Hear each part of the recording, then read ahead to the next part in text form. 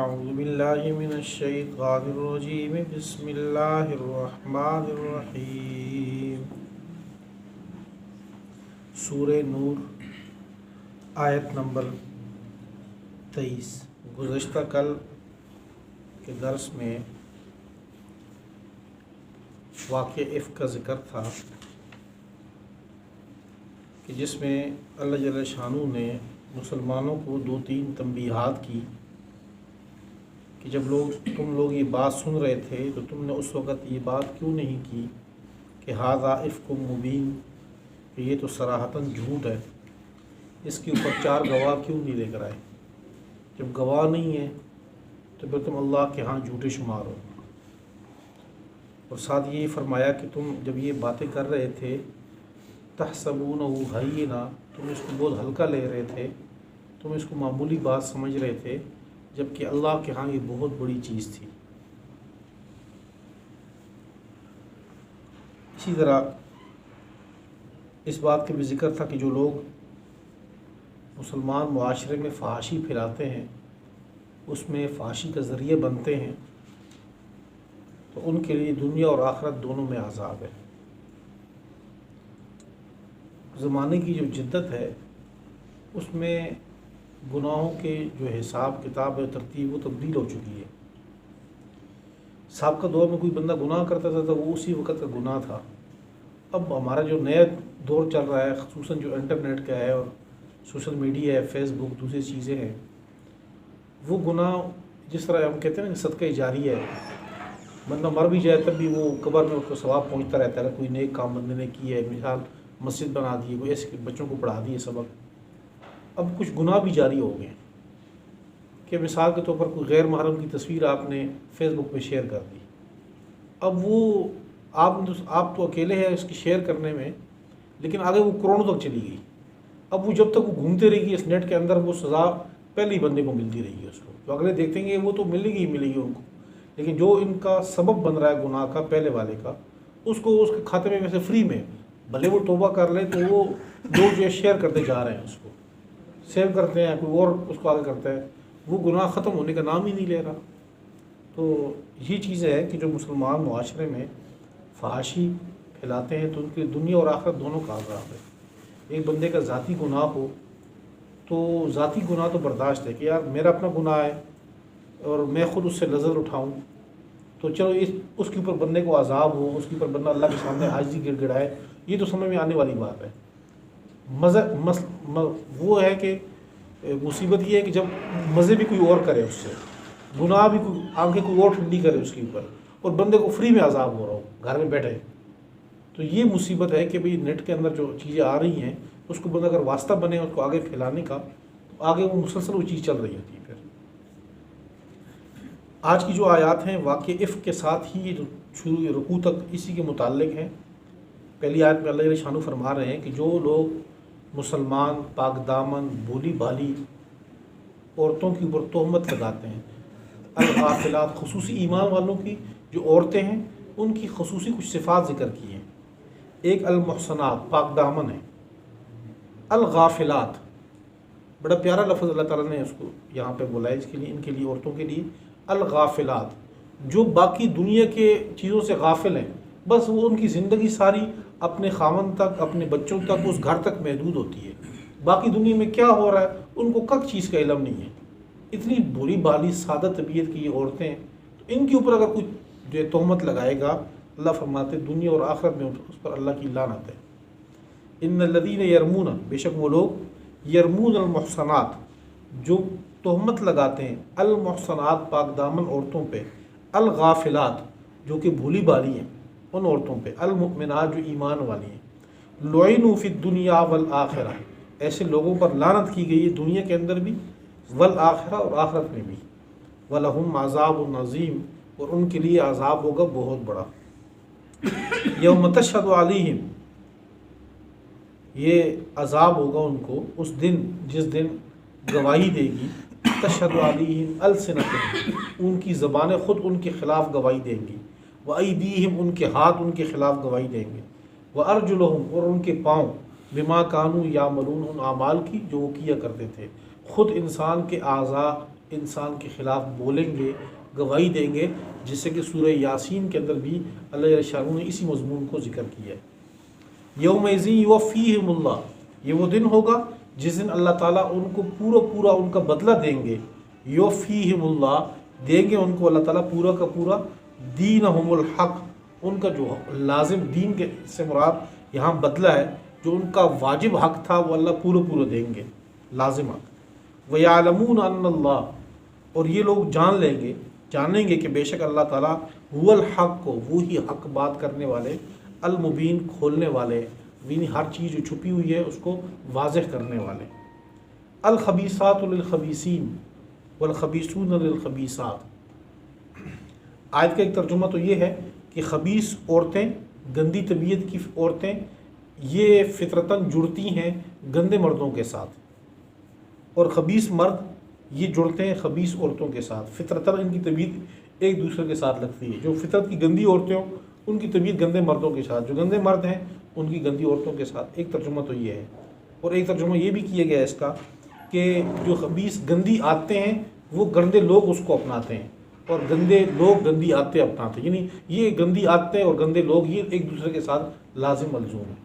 تو جس طرح امام الانبیاء پاکیزہ ہیں، ان کے جسم کے اوپر کوئی جو ہے نا گرد و غبار اور مٹی تک اور گندی مکھی تک نہیں بیٹھتی اس پہ، تو اس کے جس طرح وہ پاکیزہ صاف ستھرے فطرت کے لحاظ سے، ان کے عقد میں آنے والی تمام ازواج مطہرات اسی طرح پاکیزہ ہیں۔ والطیبون للطیبات، اور والطیبات للطیبین، اور پاکیزہ عورتیں، پاکیزہ عادتیں، للطیبین پاکیزہ مردوں کے لیے، والطیبون اور پاکیزہ مرد، للطیبات پاکیزہ عورتوں کے لیے۔ اولئک مبرؤون مما یقولون،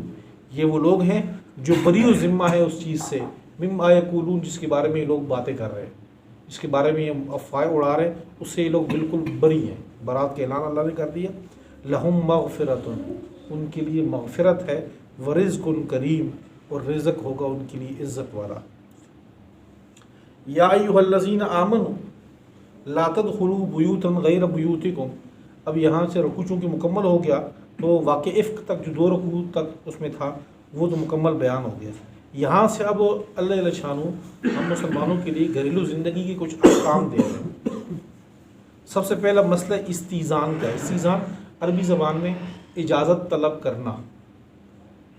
گھروں کی 4 قسمیں، جو گھر ہے، گھر کی بنیادی 4 قسمیں۔ ایک وہ گھر جس میں انسان کی اپنی رہائش ہو، انسان کے علاوہ اور کوئی بھی نہ رہتا ہو، مطلب ذاتی کمرہ کرائے پہ لیا ہے یا اپنا گھر بنایا، اس کی بیوی بچے اور ساتھ نہیں، اکیلا ہی اس میں رہتا ہے، یہ ایک گھر ہے۔ دوسرا گھر وہ ہے کہ جس میں انسان کے ساتھ ان کی بیوی بچے، رشتہ دار، بھائی بھتیجے اور بھی یعنی لوگ محرم رشتہ دار رہتے ہوں، بہنیں ہوں ساتھ، والدین ہوں، یعنی پورا کنبہ جس طرح ہمارے لوگ رہتے ہیں، ایک وہ گھر ہے۔ تیسرا گھر وہ ہے کہ جس میں انسان کے دیگر رشتہ دار یا اجنبی لوگ رہتے ہوں، یہ تیسری صورت ہے۔ چوتھی صورت وہ ہے کہ جو ہر ایک بندے کے لیے اوپن ہو، ہر بندہ آ جا سکے، جیسے مسجد ہے، خانقاہ ہے، ہوٹل ہے، تو یہ چوتھا قسم کا گھر، ایک کمرہ ہو گیا۔ تو ہر ایک کا الگ الگ حکم ہے۔ پہلے والی جو صورت ہے کہ بندے کے پاس چابی ہے، اکیلا اس گھر میں رہائش پذیر ہے، اس کمرے میں، تو یہاں تو کسی سے پوچھنے کی ضرورت بھی نہیں ہے، اس کو پتہ ہے کہ میرے علاوہ اس گھر میں کوئی بھی نہیں ہے، تو وہاں بے دھڑک ہو کے جا سکتا ہے، یہاں اجازت کی ضرورت نہیں ہے۔ دوسرا مسئلہ ہے کہ جہاں پر انسان کا اپنا گھر ہو، اپنے گھر میں اس کے محرم رشتہ دار بھی اس کے ساتھ رہائش پذیر ہوں، جیسے انسان اپنے بہن ہیں، والدین ہیں اور بہو ہے، اس قسم کے، تو یہاں پر اس کے ان آیات میں اس کا حکم نہیں ہے۔ وہ سورہ نور کی جب آخری رکوع ہوگا اس سے پہلے، تو وہاں پر اس میں ذکر، وہاں پہ استیزان کا مسئلہ ایک بار پھر وہاں پہ آئے گا۔ ان میں ان گھروں کا ذکر ہوگا جہاں پہ انسان کے محرم رشتہ دار رہتے ہوں، اس کا کیا حکم ہے، یہ اس کا ذکر ان رکوع اس رکوع میں نہیں، وہاں پہ آئے گا۔ اب مسئلہ باقی 2 گھروں کا رہ گیا۔ ایک وہ گھر کہ جہاں پر اس کے دیگر رشتہ دار ہوں، چچا کا گھر ہے، بھائی کا گھر ہے، یا کسی اجنبی کا گھر ہے، کسی دوست کا گھر ہے، کوئی اجنبی گھر میں آپ کا کام آ گیا، تو وہاں گھر میں اس کی کیا ترتیبیں جانے کی۔ تو اور ایک اگلا جہاں پر سب لوگ اجتماعی جگہ ہے، لوگ آتے جاتے ہیں، وہاں پر جانے کی کیا ترتیب ہوگی۔ یہ جو آیت ہے، یا ایھا الذین آمنوا لا تدخلوا بیوتا غیر بیوتکم، یہاں پہلے جو دو قسمیں گھر کی ہیں، اپنا گھر اور اپنے جو ذاتی گھر یا جس کے ساتھ اکیلا ہو، ان دو کی بات نہیں ہو رہی. بات تیسرے قسم کی ہو رہی ہے کہ جہاں پر یا ایھا الذین آمنوا لا تدخلوا بیوتا غیر بیوتکم، اے ایمان والو داخل نہ ہو تم ان گھروں میں جو غیر بیوتکم، جو تمہارے نہیں ہیں، تمہارے گھر نہیں ہیں تو ان میں داخل نہ ہو. حتی تستأنسوا، یہاں تک کہ تم اجازت نہ مانگ لو، پہچان نہ کروا لو ان کو. وتسلموا علی اہلہا، اور ان کے اہل پر سلام نہ کر لو، اس سے پہلے نہ جاؤ. یعنی دستک دو، ان کو اپنا بتاؤ کہ میں فلانا ہوں. تو یہ نہیں کہ دروازہ کھلا ملتا ہے تو آپ بے دھڑکوں کے اندر چلے جاؤ. ہمارے ہاں تو یہاں پر شہروں میں یہ اچھا رواج ہے کہ لوگ ایک دوسرے سے پوچھتے ہیں، گھنٹی ہوتی ہے، دستک ہوتے ہیں. معاملہ جہاں پر گاؤں کا آ جاتا ہے تو وہاں دروازہ چونکہ کھلا ہوتا ہے، عموماً سارے آگے پیچھے رشتہ دار ہوتے ہیں، وہاں ان چیزوں کی رعایت نہیں رکھی جاتی. وہ بے دھڑکوں کو بھائی کا گھر ہے، چچا کا گھر ہے، ماموں کا گھر ہے، خالہ کا گھر ہے، پھوپھی کا گھر ہے، یا کسی ویسے دوست کا گھر ہے تو منہ اٹھا کے اندر چلے جاتے ہیں، جبکہ وہاں پر دیگر غیر محرم عورتیں بھی ہوتی ہیں. اس طرح منہ اٹھا کے جانا تو اپنے گھر میں بھی ٹھیک نہیں ہے، چاہے جا کے بندہ کسی اور جو ہے وہ دروازے پہ جا یوں بے دھڑک ہو کے چلا جائے. پھر بندہ دستک دے، دستک دینے کے بعد دروازے کے بالکل سامنے نہ کھڑا ہو کہ بھئی دروازہ کھلے تو انسان کی غیر ارادی نگاہ گھر کے اندر پڑ جائے. ایک ہوتا ہے کہ بھئی ارادتاً تو کوئی بھی شاید نہ کرے، لیکن غیر ارادی طور پر بھی بچنے کے لیے ضروری ہے کہ بندہ سائڈ پہ ہو، دستک دے تھوڑا سائڈ پہ ہو جائے. تو دستک دینے کے بعد انتظار کرے، یہ نہ ہو کہ بھئی دستک بندہ یہ گھنٹی پہ ایسے ہاتھ رکھ کے پھر پیچھے ہٹائے ہی نہ. ان کا خیال رکھے جو ان کے، جس طرح انسان چاہتا ہے کہ میرے گھر میں کوئی آئے تو مجھ سے پہلے اجازت لے، اجازت دینے کا مہذبانہ طریقہ ہو. کہ اب بندہ دوسری تیسری منزل پہ رہے تو گھنٹی پہ ہاتھ رکھا ہے، جب تک اوپر سے نیچے آئے گا اس وقت وہ بندہ ہاتھ ہٹائے ہی نہ اس سے. تو تھوڑا انتظار کرے بندے کو، یا سویا ہوا اٹھ رہا ہے تو اجازت لے، اجازت دستک دے اور ساتھ کھڑا ہو جائے. 2-3 مرتبہ، 3 مرتبہ آخری حد ہے کہ 3 مرتبہ تک آپ دستک دے رہے ہو اور وہ گھنٹی دے رہے ہو اور بندہ نہیں نکل رہا، اس کا مطلب یہ ہے کہ وہاں پر کوئی نہیں ہے، یا ہو سکتا ہے کہ وہاں پر عورتیں صرف آپ کو جواب نہیں دے رہے، آپ چلے جائیں، کسی اور وقت پہ آ جائیں جس وقت پہ آپ کے گمان ہو کہ بھئی یہ بندہ اس وقت موجود ہے. یا اگر آپ کو اندر سے کہا جائے کہ اس وقت کوئی بھی نہیں ہے آپ چلے جاؤ، تو بندہ اس وقت برا نہ بنائے کہ جی فلاں کے گھر میں گیا، میں نے دستک دی تو اس نے مجھے کہا کوئی بھی نہیں چلے جاؤ. ہمارے ہاں یہ لوگ ایک دوسرے کو پھر گلہ دیتے ہیں کہ جی میں فلاں کے گھر میں گیا تو اس نے مجھے کہا کہ جی یہاں کوئی بھی نہیں، بعد میں آ جاؤ، جی میں کوئی غیر ہوں جو میں بعد میں آ جاؤں. تو بھئی یہ آپ کے لیے بھی، ہمارے لیے بھی، اور گھر والوں کے لیے بھی پاکیزہ اللہ تعالیٰ نے یہ چیزیں رکھی ہیں قانون. تو اس میں میرے اور آپ کی طہارت پاکیزگی ہے. اس میں کل کلا کہ ہمارے اوپر کوئی انگلی نہ اٹھائے. ایک تو یہ نا کہ بھئی ہم کوئی ہمارے اوپر انگلی نہ اٹھائے. اللہ نے دوسری طرف ایک طرف ان لوگوں کو روکا حد غضب لگا کے کہ بھئی آپ لوگ خواہ مخواہ کی تہمتیں لوگوں پہ نہ باندھو. دوسری طرف اللہ تعالیٰ نے وہ ذرائع بھی بند کی جس کی طرف محل تہمت ہو. جہاں تہمت کے اسباب پیدا ہوتے ہیں اللہ نے ان ذرائع پر بھی پابندی لگائی تاکہ بندہ اس حد تک پہنچ ہی نہ سکے. ایک مرتبہ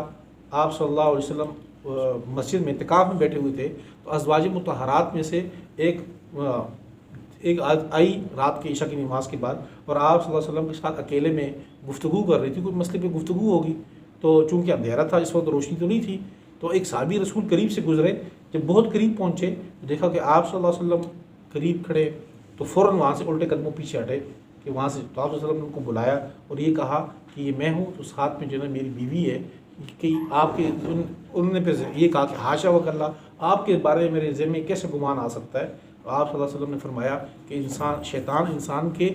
جسم میں ایسے دوڑتا ہے جیسے خون دوڑتا ہے. ایسے نہ ہو کہ شیطان کوئی وسوسہ ڈال دے تو آپ کو یہ بتا دوں کہ یہ تاکہ وہ وسوسہ ختم کر دے.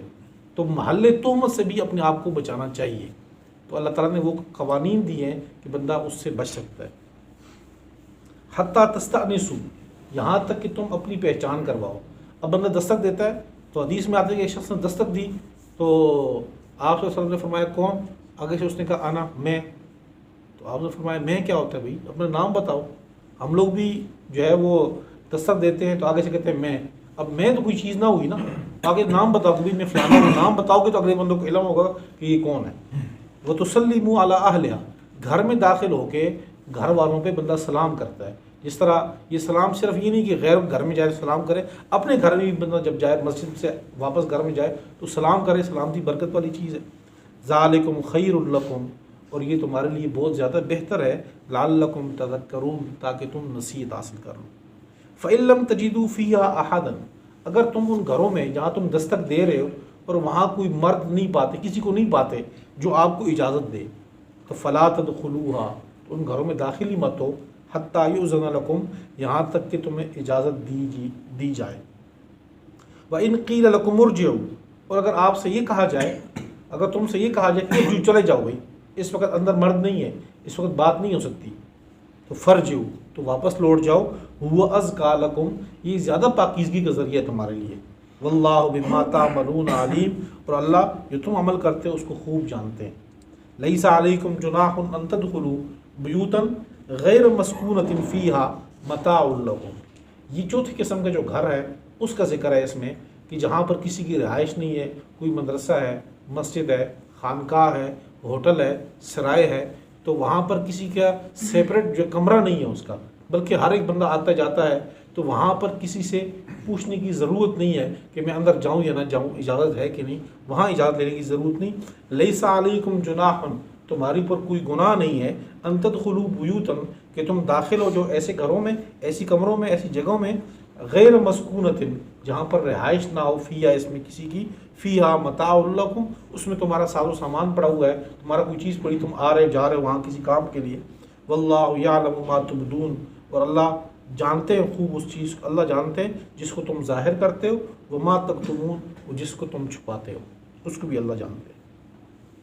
اب مسئلہ رہ گیا ہے کہ ان گھر کا جو انسان کا اپنا ذاتی گھر ہے، جیسے ہم لوگوں کا، انسان وہاں پہ جاتا ہے، وہاں بیٹی بھی ہوتی ہیں، بہنیں بھی ہوتی ہیں، والدین بھی ہوتے ہیں، بیوی بھی ہوتی ہے، تو وہاں پر بہتر چیز یہ ہے کہ انسان دستک دے، یا اگر دستک نہیں دیتا تو کم از کم جو ہے وہ وہاں پہ کھانسی کرے، یا یہ انداز بتا کہ باہر سے کوئی بندہ آ رہا ہے۔ بہتر تو یہ ہے کہ بندہ اجازت لے، دستک دے کہ جی میں آ رہا ہوں یہاں پہ، ان کو اندر والوں کو اطلاع ہو کہ بھی بندہ اپنے ہی آ رہا ہے، کم از کم وہ جس حالت میں ہوں، عورتیں اپنا دوپٹہ وغیرہ ٹھیک کرنا ہو یا کوئی بھی مسئلہ ہو، ہمارے چونکہ اپنی بیٹی ہیں، بہنیں ہیں، تو وہ اپنے آپ کو درست کر لیں، تو چلا جائے پھر اندر اپنے گھر میں، تو یہ سب سے بہتر انداز ہے گھر میں داخل ہونے کا۔ اور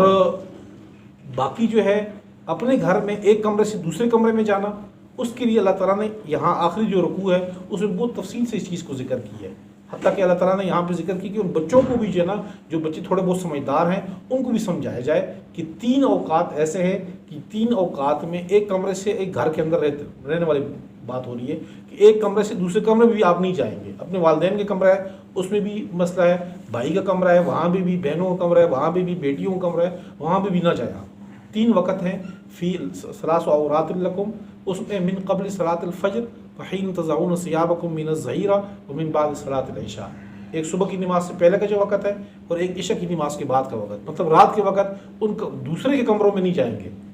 بغیر اجازت کے، کوئی ضرورت پڑ گئی ہے تو وہاں پر ایک کمرے سے دوسرے کمرے میں بھی جانے کے لیے اجازت لینا ضروری ہے۔ اور تیسری جو ہے وقت ہے، تیسرا وقت وہ وحین تضعون ثیابکم من الظہیرہ، دوپہر کو جب آرام کرنے کا وقت ہے، سردی میں چلو موقع نہیں ملتا لیکن گرمی میں بہت زیادہ وقت ہوتا ہے، تو بندہ جب دوپہر کو سوتا ہے تو اس وقت بھی جب سارے آرام کر رہے ہوں تو پھر کسی کے کمرے میں بغیر اجازت کے نہیں جائیں گے۔